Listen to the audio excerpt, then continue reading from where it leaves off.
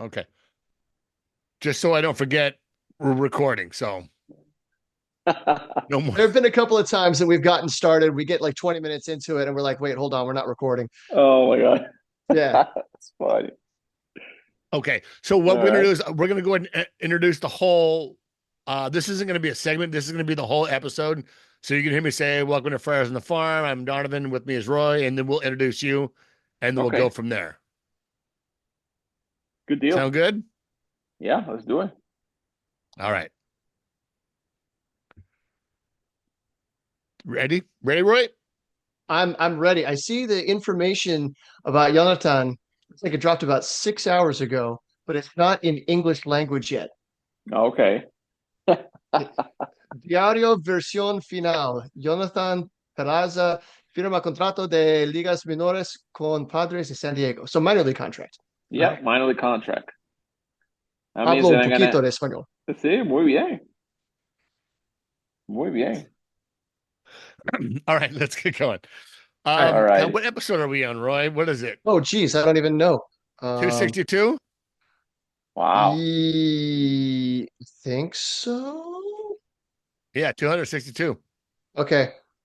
Rock You and you know roll. better than I do. All right. Let's go. Three. 260 was Peter Flaherty interview, and then we've done one since then, right? Yeah. Okay. All right. Three, two, one.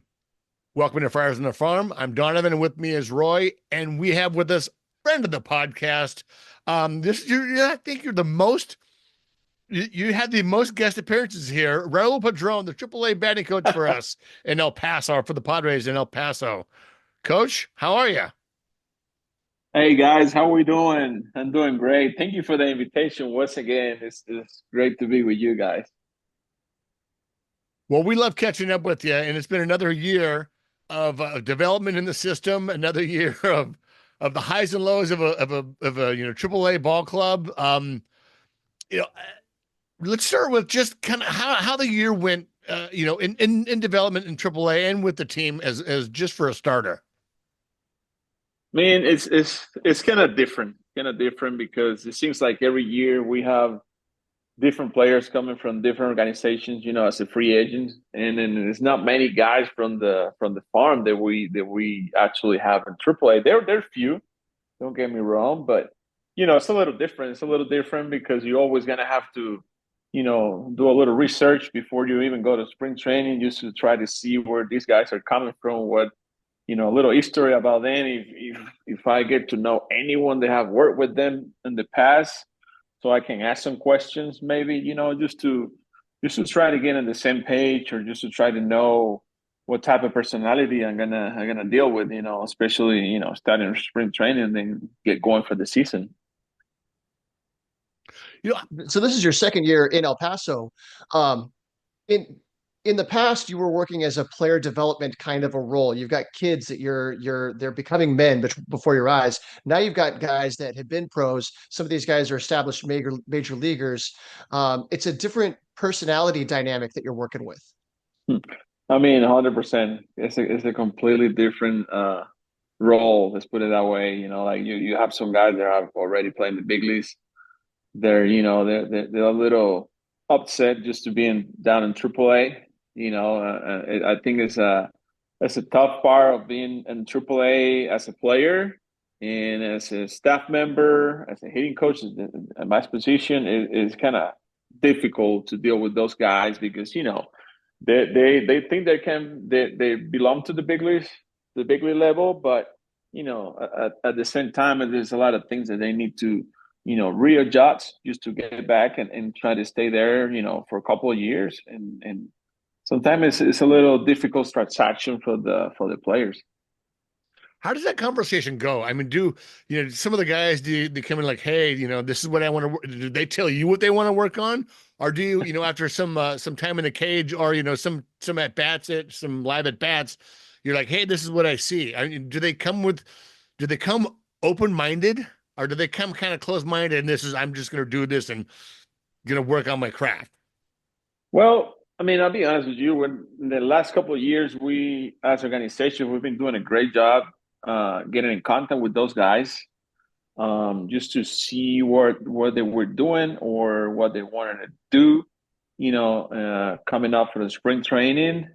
And we actually made some phone calls, whenever we said with those guys that when we know exactly who's coming, as a new player, especially that's gonna, fight for a spot in the big leagues during spring training. In case they don't make that happen, well, we already have like a little plan for them. Like we just go by the numbers. Take a look on the computer and see what do they look like. And obviously, we use the spring training as a visualization just to prepare for them.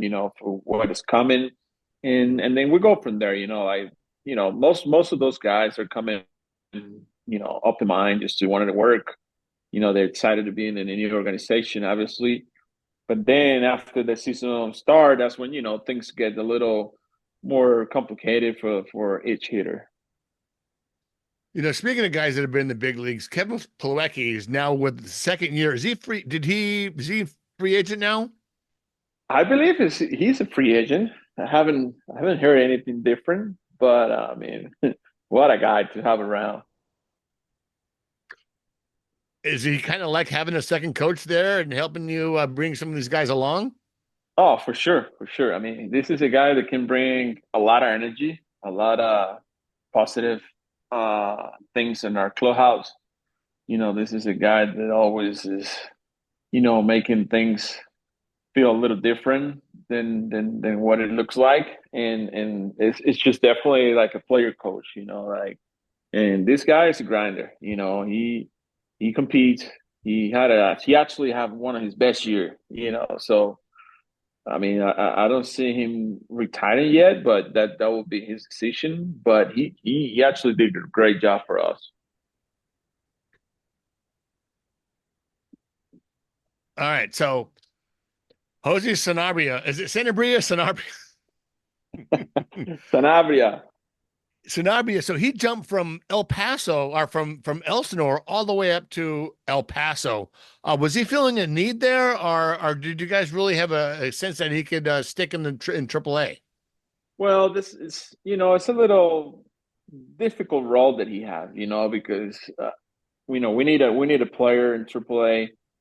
It wasn't the plan for him to play it every day, but it ended up being like he was in the lineup every day because injuries, because stuff like that. He's still not ready for this level, yet, but he competes, man. He competes.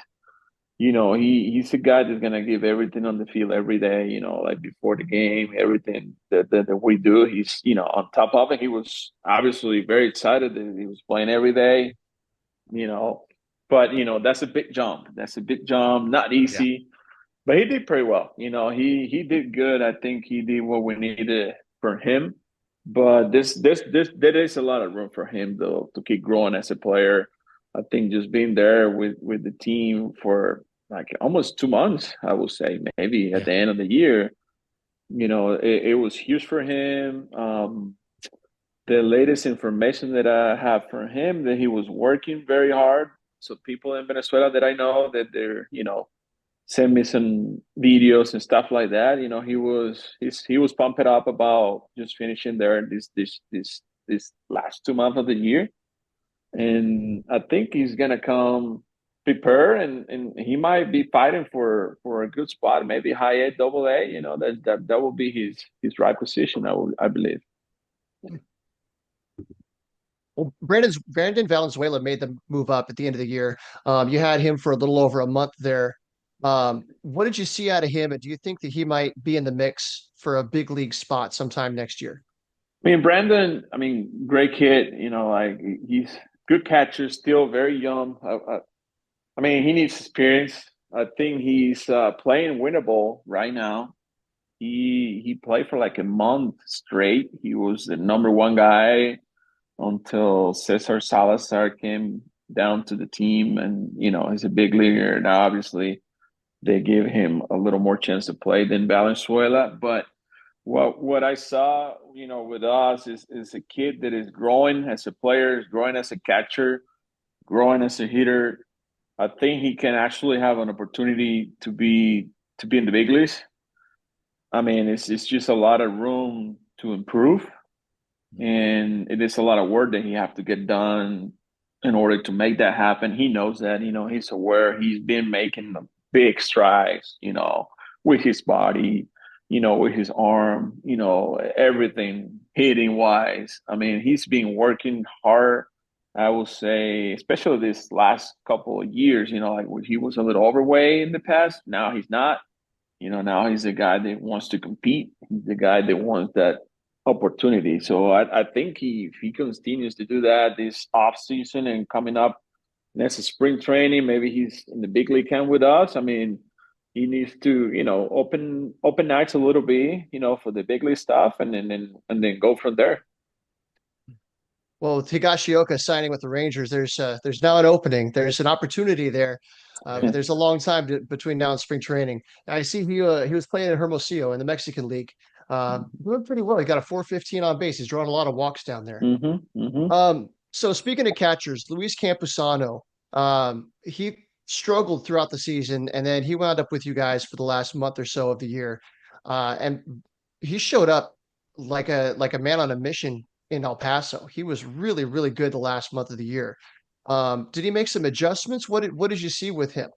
Yeah, I mean, Luis have a tough year, on the big leagues, and everything was gonna like going against him, all the way around. You put it that way, when a player have those type of years, it's tough, especially in the top level where you have to perform yes or yes. It's either behind the play or it's either with your bat, like. But I think, as part of it, when he came down to us, he was open to work. He was open to try to come back to be who he was in the past. We talk a lot about that stuff with him. We sit down many times during those days in El Paso and, talk about how he got to the big leagues, like he did a lot of good things to get there, and that confidence was gone. It was more about confidence than anything else, like physical adjustments. There were few there, obviously, but it was more like, like getting back to who you were before, before you were a big leaguer player, like you were the guy. You were the guy that was out there competing. You were the guy that was going to the play and win that game for us. And you were the guy that had that confidence. It wasn't really matter who was pitching or where you were. It was just you that it was gonna be the hero. Let's put it that way. The guy was gonna execute whatever situation was the game asking you to do. And after we have like a week or two of those conversations, this guy just became again who he was. Like I think he's playing winnable right now. Last couple of games he's been swinging the bat better. I think his timing and rhythm is coming back from what it was in the past. Like he tried to change some things. Before. I mean, it didn't work the way he probably wanted to. Now he's trying to get back to where he was. And I think he's gonna be in a better spot from now on, I believe. Yeah, I see that swing is much more closed up. He's no longer having the hands way out front and then coming back here. It seemed like a big adjustment swing, kind of to have kind of not so late in your career, but certainly on the cusp of being a major leaguer, to have come back and then have this funky kind of setup at the plate. And to see him come back to normal with the leg kick and his hands are back. It seems like it's working. He hit the 2-run go-ahead shot last night. How much weight do you guys put into, average and hitting in the winter leagues? I know sometimes the competition there can be as good as major league, but also could be as low as something in high A. Right. I mean, it is just the way you say. Sometimes you're gonna face a guy that is elite, a big leaguer pitching a winnable, maybe the whole bullpen as well that day. But the next day is a different bullpen. It's some guys from AA, AAA, that they're okay. They're not bad, but they're okay. And obviously, if the hitter have enough experience, he's going to crush those guys. So the point for our hitters to go to winnable is more like get a little more experience, get to know what it takes to win, like when the only thing matters is winning. I'm not saying in the big leagues it's not, but it's just less games, it's a little bit of less pressure, let's put it that way. Because obviously you're in winter ball, but you're not in the big leagues, like so you're like working to get this stuff done, like I wanna be the guy, but I'm not gonna put so much pressure on myself. I'm just gonna have a little confidence and trust in myself, and let's see if that works, and at the end of the day, if that ended up working for you, now you're coming for the next year with a different mindset. Spring training for you is gonna be like a piece of cake, and then you go to the big, it's like, okay, I already proved to myself that I can do it with just with trusting and getting a little bit of confidence, and obviously preparing myself for what's coming, and I'm gonna be able to get it done. So that's kind of like our goal for our players to go to the winter ball. Even if they hit 400, because whatever the pitching, but that gives them confidence, man. Is I always say this, it doesn't matter who you face. You can go for 4 if you're facing one of the worst pitching staff of the league, but you can go 4 for 4, and then it's like, okay, you feel really good about yourself, and then the next day you face like elite guys, and then you go 2 for 4, 1 for 4, 2 walks. That's another great day. Just building confidence is gonna carry over, to the States, and play good for your team. What you said about competing to win, right? When you're in the minors, you're working to get to that next level. You're working on sharpening a certain tool, or there's things about your aspects of your game you're trying to develop. But we've heard that about guys that went to international ball and then came back, that it's like they forgot how to win. And then they go and they're in an environment where that's what matters, is winning games. And down there in Dominican, like, they're not down there to work on this or that. They're down there to win some games and get everybody excited. I could see how that could be beneficial to a player's, like, to their mindset. 100%, 100%. I mean, you're an environment that people just care about winning. If you don't do your job, you're gonna hear it. You're gonna hear it really close. Like there's not many rules for the fans there. Trust me. So You I've know. seen footage from Dominican. Are the games in Venezuela, are they hyped up like that too? Oh, 100%, 100%. I mean, it's insane. Like the way those fans, they might not be so many fans in the ballpark, but a little bit is enough, so you can, that you have to get it done. So it is, they're getting the game so deep, and it's a good thing for a player, man. And it seemed like, just to kind of finish up with Luis, it seemed like at the beginning of the season, he was going the other way. He was letting the ball travel deep in the hitting zone. He wasn't swinging for the fences. But I think as he struggled, it seemed like he tried to get a little too pull heavy, a little bit. If I just hit a home run, I'll feel better about, I'll get that confidence back. And it kind of snowballed from there. That's someone I definitely saw from him. And if you can get back to that, just put the ball in play. A bunch of times I saw him go opposite field just for a single to get the guy over, or even not going to run. Doing those little things that that it takes to win. I think we'll go a long way if Luis can get back to that kind of mindset. No, for sure, for sure. Like it's very tough for a player, pitcher or a position player, when you get struggle. It's a fight with your mind. It's a constant fight every day. Like, okay, should I just go and relax and do my job, or should I try to go big here, like try to go deep? Like, let me see if I can do it. Let me see. I think I can do it. And then you start doubting and doubting and doubting, and every day it's just gonna be like that. It doesn't matter how many swings you do, how much work you do. It's just a doubt. It's not something like 100% in or out. It's just in between. And I think he was in between during the whole year, and it was tough. Mentally he was, out of his mind, because things were not going on his way. He wanted to do really good, but what I saw at the end of the league and AAA, he was that type of guy. He would just not worry about hitting homers. He just wanted to get back to to manipulate the barrel and hit the ball, whatever was pitched, because he actually have that ability. Like if they're pitching him away, he have no problem. If they're trying to come in, obviously he can pull that trigger as well. So I saw that out of him, during those 3 weeks, maybe at the end of the year that he was with us, maybe a month.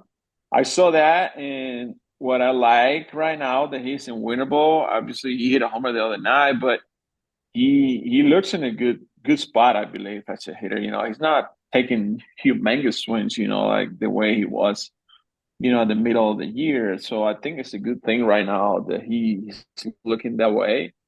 I mean, I believe in this guy. I believe if he had that confidence and trust, he can definitely help us. Yeah. Now, I've heard some good hitters say that home runs are an accident. Like they're up there trying to hit line drives, trying to find the gaps, and then if they happen to hit one just a little bit higher, it goes over the fence. Is that kind of a philosophy that you try to encourage? Is that something you think somebody like Luis, is that an approach that you think would work good for him? Yeah, I mean, he's so strong. He's a super strong guy. Like he got so much power that he don't need to think about hitting homers, but definitely it's like, what, just make a good contact. And that was a lot of talk that we have, like just hit the ball, like let's just hit the ball. Let's just work on hitting the ball instead of, thinking about that big homer that I'm going to hit. No, that's completely wrong, and not even for him, for any type of hitter. Like if you're looking for homers, man, you got to be really, really hot. That's the only time when a hitter can say, okay, I'm gonna hit this one out. That's maybe 2 out of 100 at bats. Like I'm ready for this. I'm gonna hit it out. So I mean, it's gonna be that way. Like let's work on line drive and that ball just for accident. Those are the best accidents that can happen for a hitter. So they're always looking for those without looking for it. Well, it shows up in the But batted ball data a little bit. During the regular season, he was going the other way less than 20%. And then when he was there in El Paso, it was a third of the time he was hitting the ball the other way. So using the whole field, that's got to work well for him. Yeah, completely different game when he can do that stuff for sure. you gonna ask it? I'm gonna ask it. Okay, so let's Go for move it. on. Let's move on to our talk about home runs. Triso Ornelas really had a career year. Um, it seemed like every year, every time we talk to you, we talk about Tirso. He is the son that you never had. He is the son that we never had. We have seen this kid grow exponentially, but this year it really does seem like he did put it together, not only with the home runs, but with the average, with the power. Um, even had strikeouts were down a little bit this year. Is can Tirso not only make the squad out of spring training, but do you think he can be an impact player um,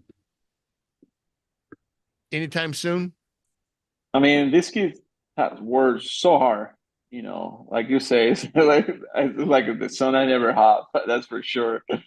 I mean, he's a type of person that can do a lot of things, because this kid is gonna give you consistency on whatever you put him out there for him. And even if he fails or not, he's gonna keep that same mentality, that same guy every single day, even when things are not going on the right way for him. And that's special. The things he had done, especially obviously this year, I mean, it was incredible. Like I cannot say that there was, I don't know, because he proved the whole year.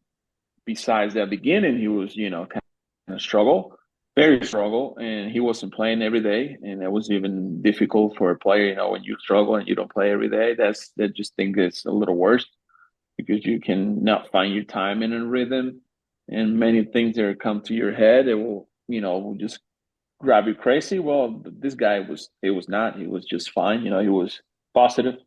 He kept that good vibe. But to your answer, this kid definitely can help us in the big leagues and do very well. He didn't strike out much he faced elite pitchers because I saw it with my own eyes. The guys that were coming down from the big leagues, they're throwing 100 miles per hour. This kid was like, okay, this is no problem. He wasn't like looking for a lot of homers. He was just like, we were working a lot and technique, how to hit this ball without doing much, and especially for him, he's a big kid, strong, good athlete, but still very tall, person, which is, movements will get a little bigger than someone else because, that's the way he is. So he was trying to learn who he was, like for real, like what was he capable to do with his body. So he actually figured that out, like he finally learned how to use his body, how to use his long arms, like big legs and all that stuff, how that's gonna work for you when you on the play. And he did a great job, following whatever stuff that we have for him, things that we put out there for him, like, okay, this is gonna help you. He was like, okay, let's do it. He was completely open to it, and there you go. You have such a great year that he have. I mean, and he's still going. He's still going in a winter ball right now.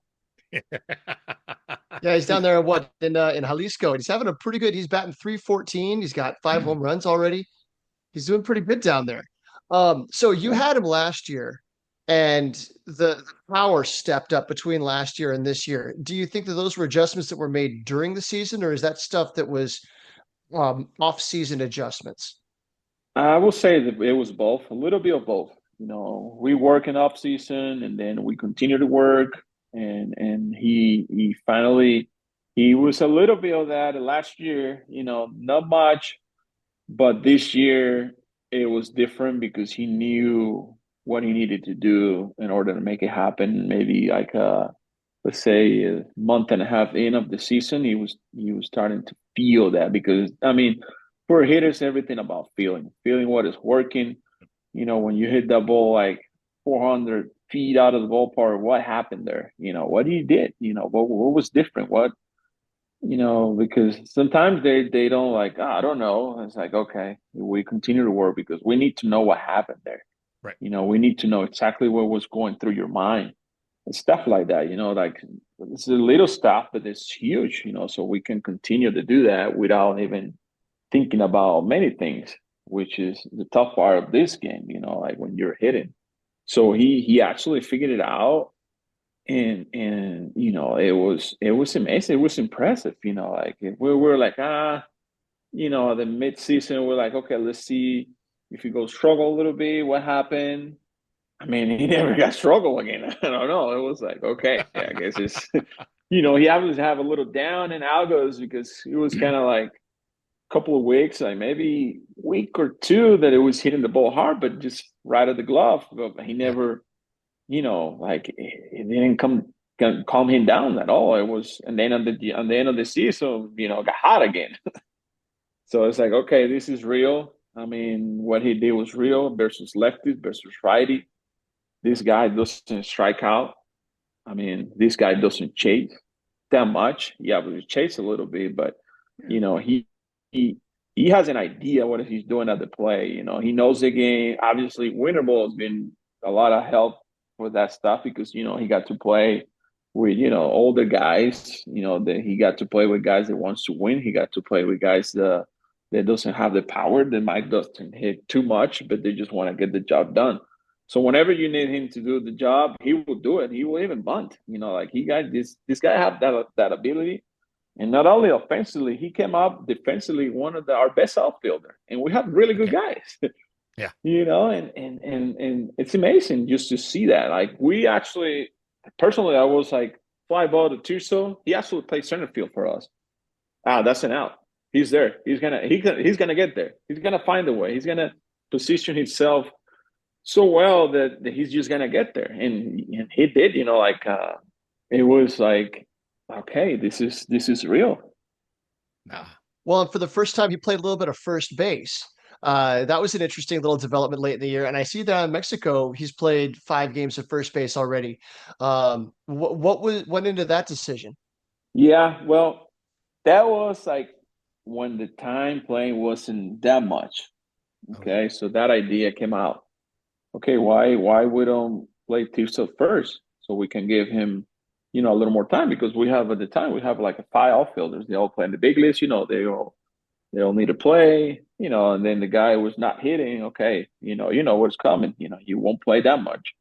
So, we have that conversation, and with our staff and our head guys, and they say, go ahead, work on first base.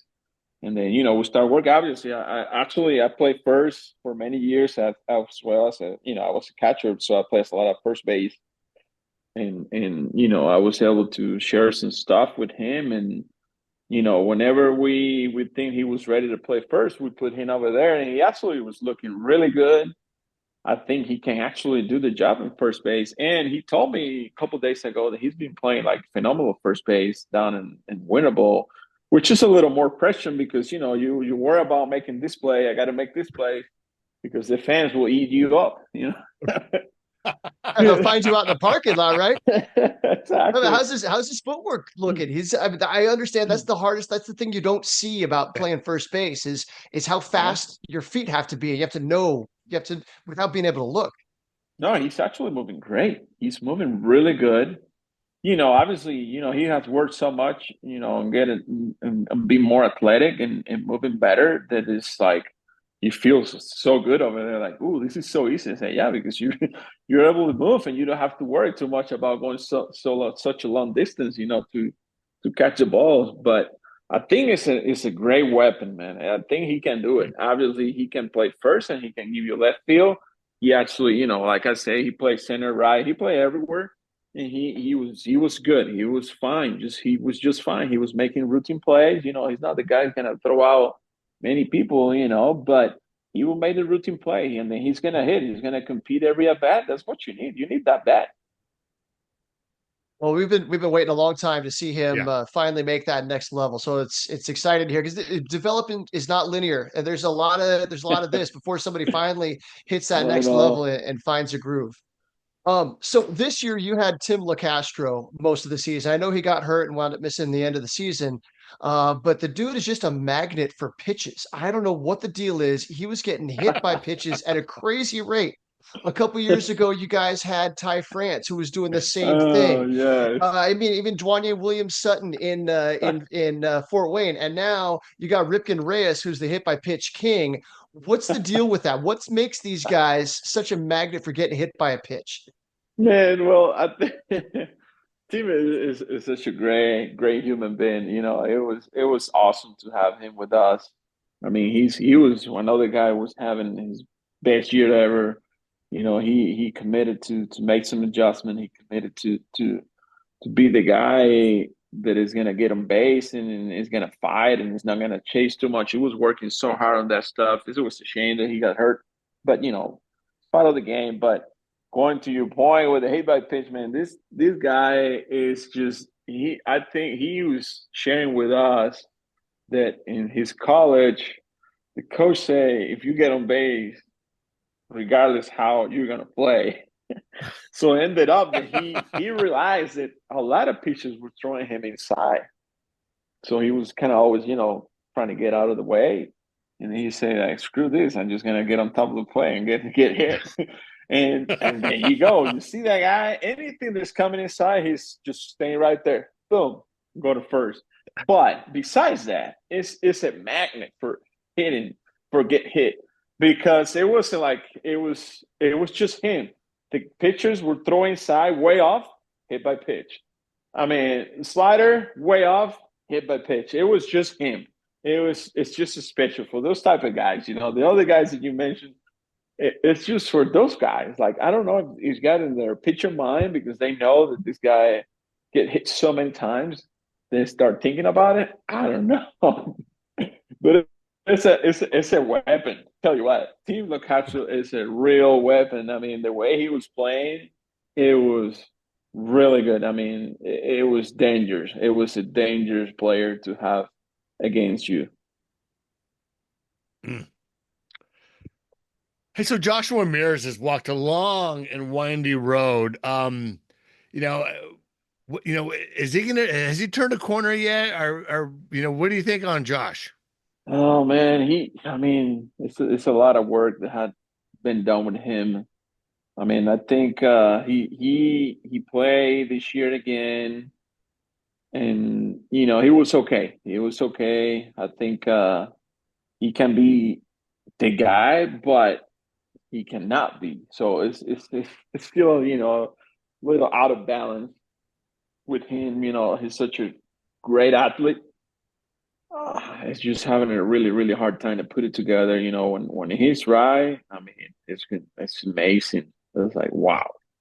But it's been tough for him. It's been tough. It's not because he doesn't work hard enough or because you know he doesn't believe. It's just baseball. Baseball, it's maybe a click for him. Maybe one day will click. But still young. He's still what, 20, 22, 23 years old. I mean, it's a lot of time there, but we'll see. Baseball doesn't wait too long. No. There were a couple of months there where it seemed like he was focusing on contact a lot more than, I mean, he's got so much power that he barely needs to put anything into it. And he's 10 rows deep. But when you have that kind of a weapon, it's got to be a difficult thing. It's like having your foot on the gas of a Ferrari. Like, how do you give it just enough For sure. gas to keep the tires on the road? So he's been a bit of an enigma, but you see that power is just so tantalizing. Like, if you could unleash that and or not even unleash it, like bring it within control, it'd be such a weapon. No, no, trust me, we've been trying to do anything that to help him. It's just it's not, just not yet, showing up. Like I mean, it's a great athlete. This guy can catch the ball. This guy can throw the ball like no one else. He can Yep. run, and that power, man, that power is very special. So, I mean, hopefully, he continue to work this off season and show up next spring training and hopefully he get warm and hot and never stop again so we can have a big power hitter in the big leagues helping us. All right. So last year, obviously, you're focusing on the guys at AAA, but I don't know how much you were looking down in San Antonio to see the next crop of guys. So there's a handful of hitters that have a good chance. Maybe they won't break camp in AAA, but they've got a good chance of making it up there pretty soon. I already mentioned Ripken Reyes, but Marcos Castagnon, he's been in the organization for a while. He's been a personal favorite of ours. We've talked to him a couple of times. He seems like a pretty balanced guy as far as a hitting approach goes, but he's got enough power to do some damage. Have you taken a look at him? Yeah, I mean, we work in the spring training. We worked a few years ago, like an instructional. This kid, I mean, he had a great year last year. This year, he was a little, tough year for him. I mean, San Antonio is not an easy spot, to play. You really need to be humble and say, okay, I know what I need to do here. And that is hit a line drive. Like your swing will be different there. Like it cannot be, regular this day swing. It's got to be like get on top of the ball, a little bit of school stuff. But it happens to anyone. He's still, we like him a lot. He got power. He's a player. He can play. He can do a lot of things. But I mean, I don't think whatever happened this year is gonna change anything for him. Maybe just like a little learning experience. Like okay, I haven't figured it out yet. Like it's just like a knock on the door. You need to keep working. Like, okay, humble yourself a little bit. This game will humble yourself a little bit, regardless if you were having 2 great years and then the third year you need to still to be the same guy or even better than that. So this game don't put you down. So I mean, we believe that this guy can help us as well in the big leagues. And obviously maybe he's coming with me next year. I mean, that would be nice. So I can, be able to help him a little bit and obviously he can continue his career the way he wanted to as well. Because you mentioned the way the park plays, the difference between the leagues. So there at Wolf Stadium in San Antonio, you've got that wind that blows in from the outfield. and it's just a prevailing breeze. So anything up in the air gets knocked down. Versus, you're calling us from Amarillo, and there's a wind tunnel out there. There are certain days where the ball gets up in the air and it just goes a mile.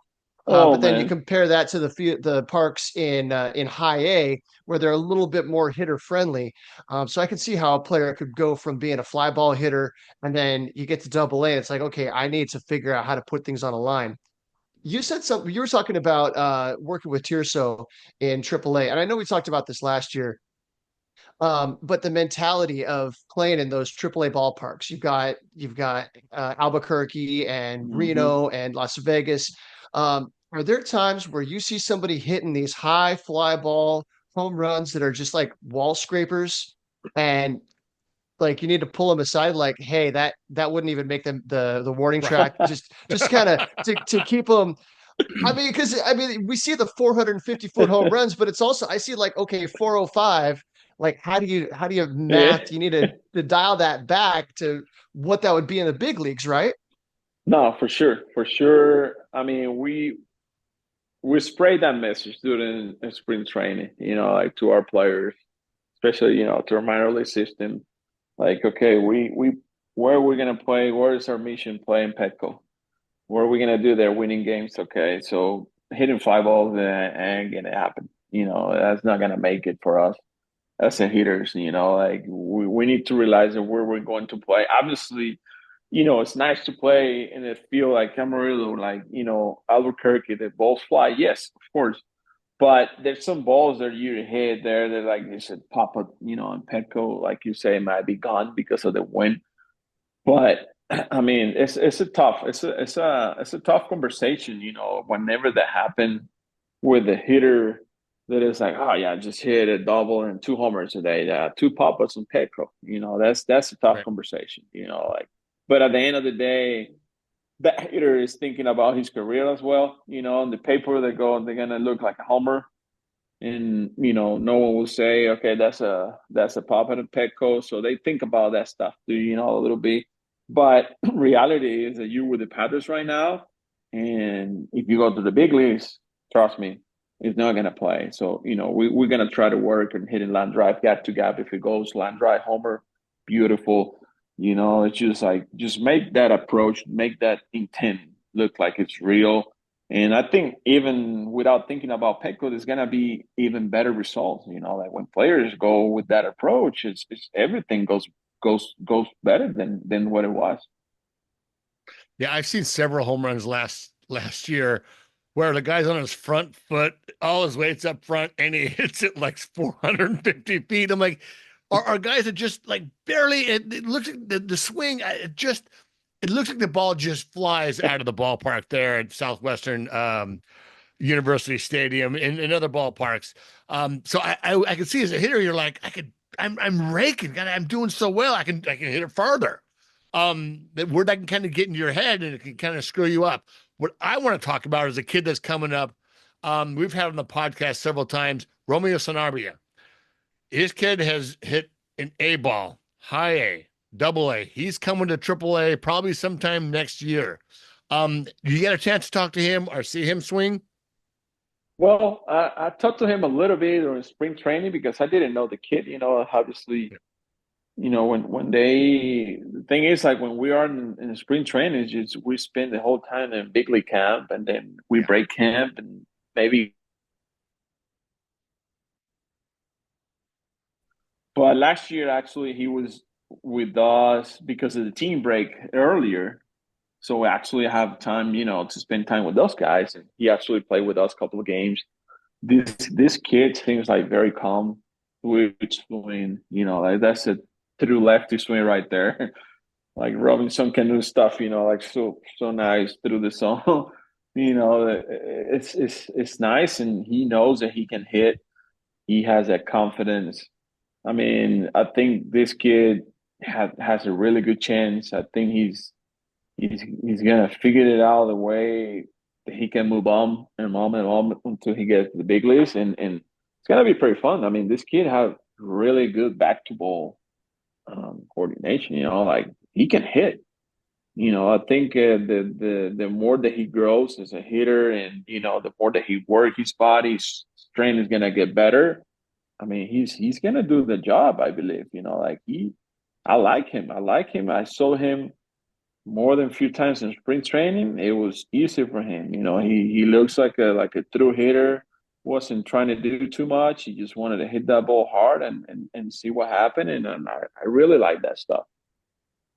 He looks like one of these guys that, you talk about dad strength, that he's already a big guy. I don't see him like putting on more muscle, but it's like you see these Hmm. people that they hit, and then they get to a certain level, and it's just this power shows up out of nowhere because they've just figured out how to be more efficient, how to find that sweet spot more often. Maybe that's going to be his path.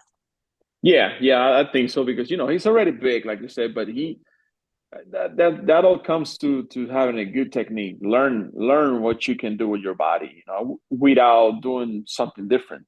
That's a tough thing to do for a hitter, because some hitters doesn't have that power, so they actually need to do a little more with some different stuff. Not that they're gonna change the swing, but there's some stuff that they got to get done. But this type of guys, it's just like it's coming to a point where like, okay, let's say I hit this ball better than this. I might need to stay here instead of spin my zone. So that's when they really, really, really start doing some damage to the baseball. When you talk about chase rate, he's not somebody that chases much either. He chased a little Hmm. bit in AA, but he's not quite Tirso level. As Tirso, Yeah. his strikeouts will stay under 20%. Hmm. But Romeo draws a lot of walks as well.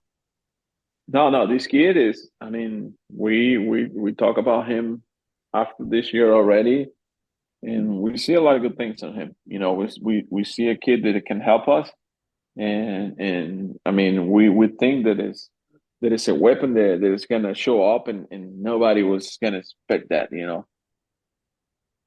Love that. All right. So the big name everybody always wants to know about, Ethan Salas. All right. You work with all the catchers. Obviously, I'm sure you know this kid pretty well by now. And people are talking about him possibly making his major league debut in 2025. That seems like crazy talk to me, but is that within the realm of possibility? Oh my God, man! I don't know. You never know. This kid has so much talent. It's insane. What the things that he can do. He obviously was playing in the Foley. He did a decent job. I think he came back coming from a tough year offensively. Normal, nothing to worry about. I will say, just a kid that is facing men's. Let's put it that way. And I don't know. To be honest with you, he can show up and be the guy because, I mean, that talent is incredible. And you will never know with this type of guys, this type of players that they're coming just like maybe next year he's a completely different guy and he's ready to go. It can happen. It can be possible. But if we go to the real game of baseball, I will say, okay, you need another year, another full year in AA. Maybe at the end, okay, go with AAA. Then now 2026, okay, we're gonna prepare you. Maybe play a little winter ball or maybe another 40. Because he needs to play. He needs experience. I would say the experience is gonna take him where he needs to be, and where the team needs him to be to play over 25 years in the big leagues. They talk about needing a lot of reps to see all the different situations. Yeah. But for a catcher, that's just exponentially bigger because there are so many things that the catcher's got to have Hmm. control over and so many things you've never seen before. You play for 10 years, then something happens. So I could see the argument that he needs to see the minor leagues and just kind of experience all those different situations so that Yeah. when the games really matter, then he knows what to do in all those spots. Yeah, I mean, definitely experience is gonna give him what he wants for sure. And what we want as well, from him. And that experience that he needs is gonna be huge. I think he's gonna use it on his favor, and he's gonna put it all together, and he's gonna become the guy that everyone is expecting to be. That's for sure. All right, so we've bounced around a little bit. Um, can you think of anybody that you worked with last year in El Paso, or somebody that you know is a step or two behind that we haven't talked about, that you think needs a shout out for next year? Oh, let me see. Oh man, I put you on the spot. yeah.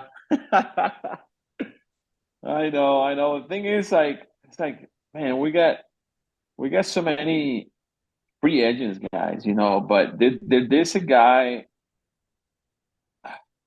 that he might get a chance with us. He wasn't with us. Clay Dungan, we picked him up Okay.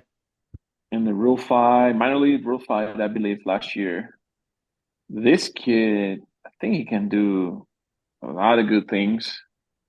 Obviously this year it was a little he started on fire. He was MVP for a month and a half and on the PCL, and then he got, sent down to AA because we wanted him to play center field because he was a second base, shortstop, third base.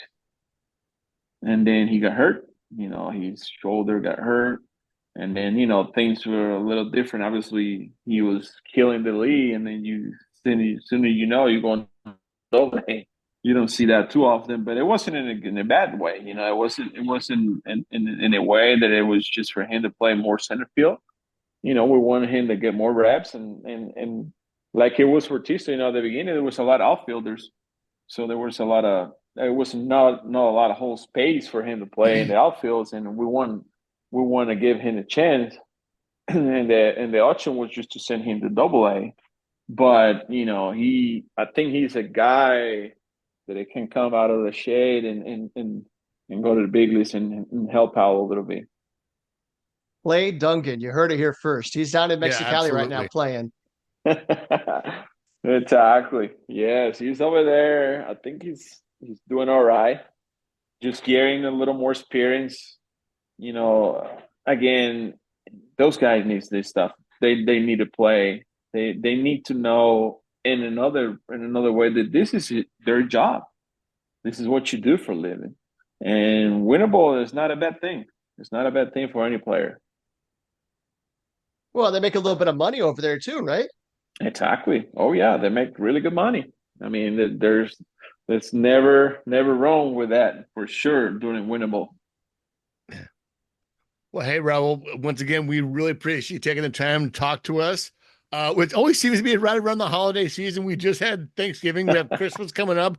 What are your what are your plans for Christmas? You gonna stay there in Amarillo? Well, yeah, well, I think we're not sure. We might go like maybe Colorado. We might spend it up a little bit. We're not sure yet. We have a couple of projects that we're doing at our house. We're trying to take care of that before spring training starts. So we might stay home. We do that stuff. We enjoy the family. We have some good time. And open some presents and enjoy that. But I mean, nothing can go wrong with that. I love opening some presents. Okay, so you have projects. So are they like home improvement projects? Do you do the work, or like I got cooks that he tiled his home bathroom. Um, I'm like, I don't even change my own oil. Like I had professionals do that. That's what they do for a living. I pay Yeah. them to do that stuff. Do you do these projects on your own? Well, you're gonna be surprised who do these projects here at my house. Okay, so I have a handy woman. She is my wife. She's my handy woman. Believe it or not, she's the one to make everything happen. Sometimes I feel embarrassing. It's like, okay, let me just grab that hammer and do this, please. you know. So yeah, we're doing some home improvements and making the house look a little prettier, but she is the woman. She is the woman. She's the and her and like I'm the helper. And the helper. Okay, what do you need? What do you need me to do? I'm just moving the heavy stuff away from you, and she get all this stuff done. She's amazing. I mean, it's awesome. We had done so many things together that it's funny because I always say this to anyone. Yeah, she's my handyman. There's nothing wrong with that. Like, I have no problem having other people do this stuff for me. It doesn't make me less a man. I think it makes me a smarter man because I don't want to screw it up. But definitely, that's great to hear. Well, once again, we really appreciate you coming on and taking the time to talk to us. And yeah, have a great off season, and we'll be talking to you soon. I appreciate you guys so much. Thank you for the invitation again. I love this conversation. They're really fun. Always it's a pleasure for me to enjoy you guys.